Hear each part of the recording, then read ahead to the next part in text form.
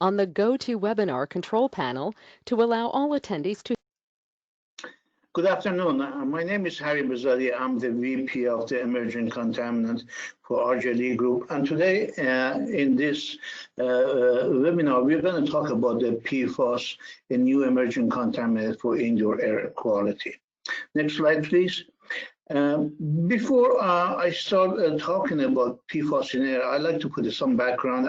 I'm sure we all heard about it, but a little bit about the PFAS compounds. It's a large family of synthetic organic compounds that contains fluoride. The carbon fluoride bond is the strongest bond and the shortest bond in nature. And the reason for it, if you remember from your general chemistry back in high school or in as a freshman college, in college, when you look at the periodic table, and which we are showing here on the left corner down in the corner of the slide, as you go from left to right, the electronegativity of this element increases. And as you go from down to top, it's the same thing, the electronegativity of the element increases. And you look at the halogens with fluoride being on top, has one of the highest electronegativity of all the elements. And so what it means that, as you see, when you have a carbon fluoride bond, what happens is this fluoride atom, it pulls all the electron toward itself. As a result, it becomes very short and very fat. The shorter the fat the bond is, the harder to break it. So it takes too much energy to break this bond. It's very stable in acid, base, oxidant, and heat. And really, the microorganisms, they cannot, like other hydrocarbons we use, like petroleum hydrocarbons, they cannot break these things and to gain energy from them. They are, because of the persistent, because of this persistent and this unable to break them down, they are being used in wide variety of the consumer product. These compounds are highly mobile and have very low concentration, and they're very, very, very water soluble. And these compounds, the two of the most famous or two more important one of them, PFOAs and PFOSs, they are suspected of their toxicity and bioaccumulation. And due to their hard half-life, these compounds are considered to be very toxic. Again, as I mentioned, the two that has mostly studies is the PFOAs and PFOSs. Next slide. You know, before COVID-19, every time you open up the news, you open up turn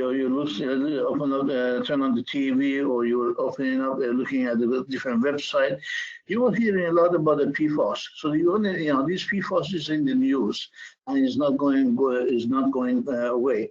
As you see, a snapshot of a lot of the what's happening actually with PFAS in the news. Next slide. Now let's talk about pathway and how the human exposure to PFAS. The PFAS exposure sources are very diverse. It could come from the drinking water, it could come from the food, it could come from many consumer products, it could come from the outdoor gear, it could come from carpet, it could come from furniture coating. But no matter how it comes, and also we need to mention that the source can be variable across the population and geographic location. For example, some people that live in the coastal region, because they consume more seafood, by having the seafood and PFAS in the fish, they could have the elevated concentration of the PFAS in their blood. Not all the communities that take the water from the well water and they are close to the contamination site. The drinking water could be contaminated with PFAS, so those people they have a higher level of the PFAS in the blood. Or for in this case, another instance is the people working in the carpet store, and again this comes from the air. Next slide, please. Now, when we talk about PFAS in air, the first thing we have to talk is actually the air emission is a significant PFAS release to the environment. What do we mean by that? Means that things that happen through the incinerator, we burn them, it gets out of the stack. That is one of the main causes of PFAS in air. And once PFAS enters in the air through a stack, they can be carried for a long distance by air current or absorbed to particulate matters actually. Once these compounds are in the atmosphere, and they could travel for a long, as I mentioned, they could travel for a long range, and then through the deposition into the land and water, they could end up in our food chain and accumulate in the plant animals, in the plants or animals, even in the very remote locations. And despite US-wide phase out of the long-term PFAS compounds, atmospheric emission of these compounds from offshore manufacturing needs to be evaluated for the potential impact in the United States. So it doesn't matter if we start manufacturing this thing in the United States, if in China or in Southeast Asia, they're producing this thing, and these compounds, they could be carried through air and end up in the United States. Next slide. And as we have seen actually in the trans-Pacific atmospheric transport, from China leading to adverse impact on the air quality in California. And we have seen that and documented with various pollutants. So that the PFAS compounds could not be any exception. Now, this PFAS family of compounds, as I mentioned before, could be carried in the atmosphere and go on into the, for a long distance, and then through the participation, it comes down, and we've seen that proof of these things. We've seen it in the Arctics, in the polar bear, in the food chain in Arctics. Actually, when there is no manufacturing of PFAS, and we find PFAS in the blood of these polar bears. Next. Now, the PFAS let's talk about the PFAS in the indoor air. PFAS in indoor air could come from a variety of different places. It could come from the stain-resistant carpet, rugs, furniture, cleaners, flooring, and fags. All of these are major sources of the PFAS in air. And when you're talking about carpet, you could summarize it. There are 4 ways actually the PFAS is added to the carpet. The first one is actually manufacturing of the fibers that they're going to be using for for carpet, and those could be coated with the PFAS. The next level could be actually during the process of manufacturing the rug or carpet, they could add the PFAS. The next, the third step, the third way is through the finishing facility or in a store at the time of the sale. Or finally, it could be added post-sale by consumers or for professional cleaners when they apply the stain-resistant material, which is contain PFAS, to the furniture. Now, some studies have shown that in the regular lifespan of the carpet or rugs, which is about 9 years, we lose 50% of the treatment of the PFAS. The PFAS that you add for treatment, you almost lose almost 50% of it through the walking and the vacuuming. And obviously, this 50% that we lose during the lifespan of these carpets, they are going to end up in the dust and in the air, basically. And another fact that as a human, they spend about 80% of their lifetime indoors. So there is a possibility of the exposure of PFAS through air is very significant, especially when you look at the young children. Next slide, please. Now, humans do get exposed to PFAS through air, and this has gone unnoticed. We're paying a lot of attention with the drinking water, and there isn't that much talk. Only recently we started talking about PFAS in air, and that could be due some of the limited analytical capabilities that we are going to be talking later on in this presentation.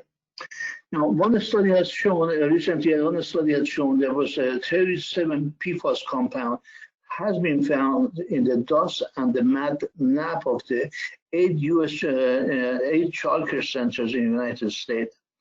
The dust were contaminated mostly with the FTOHs, FOSs, and FOSEs. These are all these compounds. These are all called precursors. They're all in form of the alcohol, or in the form of the amines, or in form of the ester. So they're all not carboxylic acid or sulfonic acid. They're all precursors.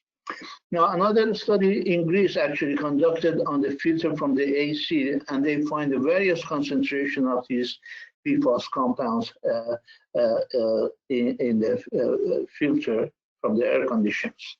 Next slide.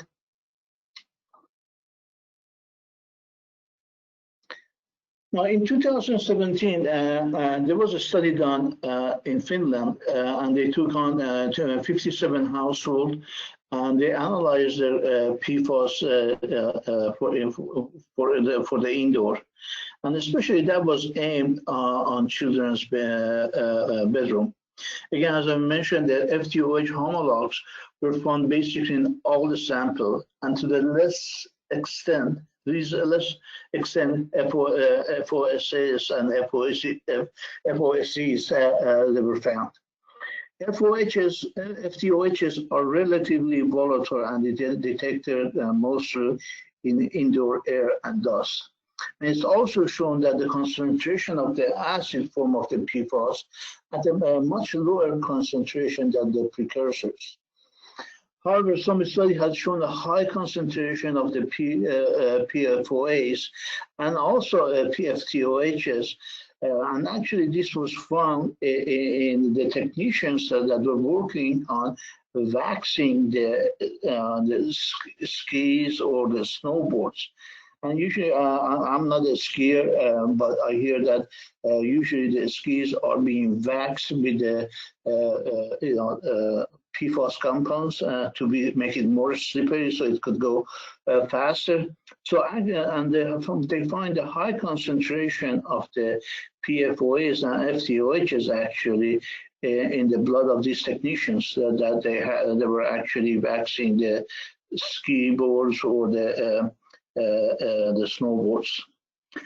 Now, this high concentration of the PFOA could come from two ways. It's either direct exposure to the PFOAs or a metabolism of the FTOH by the process we call it the biotransformation. We talk about this biotransformation in the next few slides in more detail. Next slide. Now, one thing you have to do, it's worth to mention, is that how much PFAS compounds can we take in the air. As we mentioned previously, general population are exposed to PFAS through a dietary and non-dietary ingestion, inhalation, or dermal resorption. And when it comes to PFAS contamination, the state and federal government are really focusing on the drinking water exposure, not as much in the air inhalation. And both two of the federal government agencies, EPA and ATSCR, they all came out with a factor to calculate basically the daily intake of PFAS that you could take from the ingestion. Both EPA came out in the form of the RFD factor. From that, we could actually calculate how much fish, let's say, we could have. That was a subject of another of my presentation. Or they come up with the MRL level, actually. And these are all based upon ingestion base. Next slide, please. U.S. worker, one thing that you have to remember that the U.S. worker population at production facilities that they produce the PFAS compound, they find a high level of the PFAS in their blood compared to the general population, that they get their exposure through the from the inhalation from the drinking water or from the stack testing.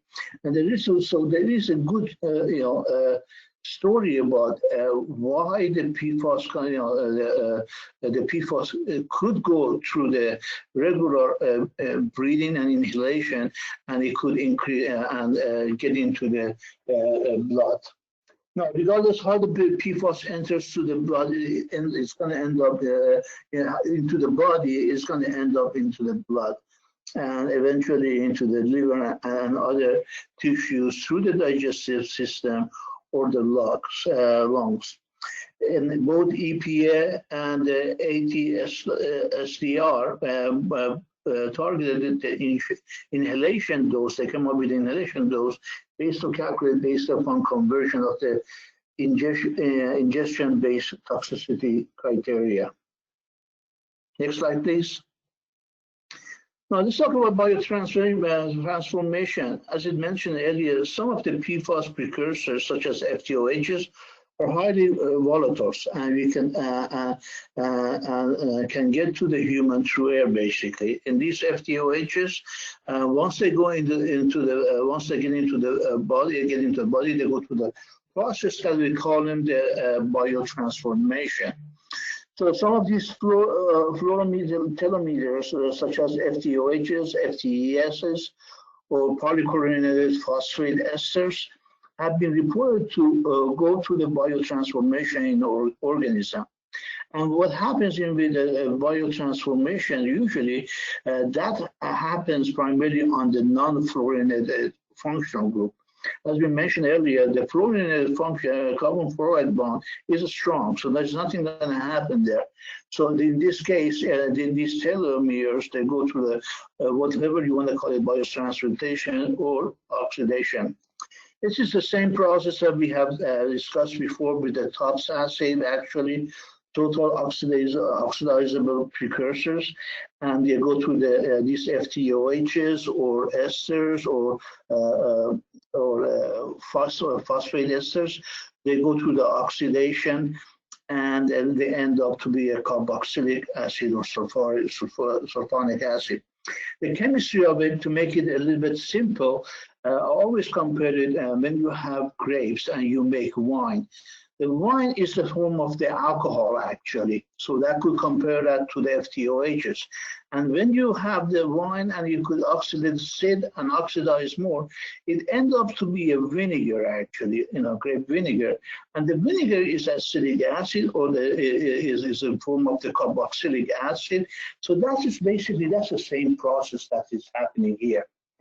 Now, two of the fluorometers, in recent years, we have turned our attention to a small shorter chain PFAS compound.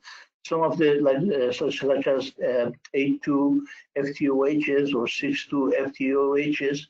But regardless of what we have done, we still we are finding that the human that are being exposed in their blood to a longer chain PFAS compounds like a PFOH, which stands for 8 carbon, or PFNAs, that stands for the 9 carbons, actually. Next. Now, let's talk about a little bit about the chemistry analysis of this thing. We said earlier that we don't have a good, solid analytical method for like we have right now for the drinking water, for the wastewater, for the soil. A little bit about how do we chemistry of this analysis of these PFAS compounds. Traditionally in the last 30 or 40 years, a lot of the pollutants we end up analyzing them by GC or GCMS. In case of the PFAS compounds, that's a different story. These compounds have a very high molecular weight, actually. The PFOAs as a molecular weight around 400. PFOS, the molecular weight is about 500. So the traditional GC is not going to help with to separate these compounds. So what we end up using for this is actually the instrumentation being used for analysis of the PFAS compound is the LC-MS. The LC is a liquid chromatography, or called HPLC, and that gives you, since these compounds that have a high molecular weight and they are not very volatile, they are non-volatiles, it gives them a good separation. We are able to separate them. And really with the mass spec, with the triple quad, we are able to identify these compounds very positively and to actually to very low detection limit.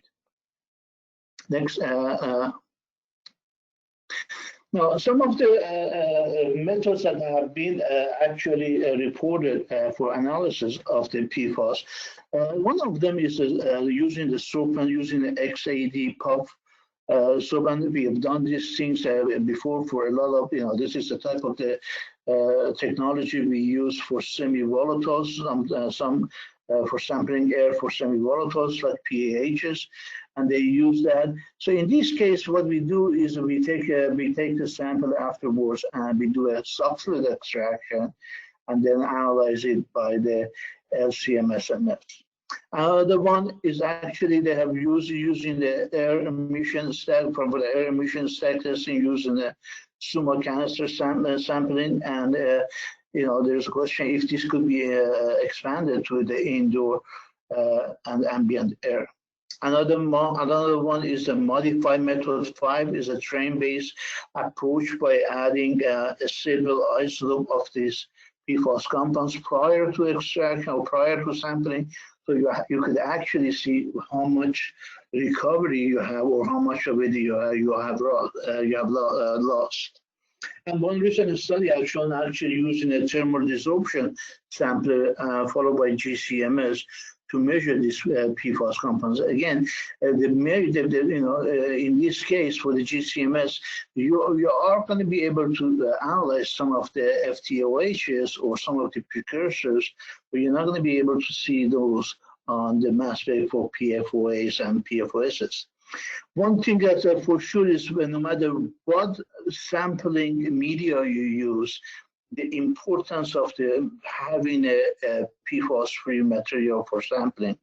We have gone through it, do and don'ts of when you're sampling for water or wastewater or drinking water, what you need to do. But some of these things like a SUMO canister or some of the material used in the XAD puff, they have to be analyzed, it has to be tested to make sure they are not contain any PFAS compound that eventually could end up in your samples. Next slide.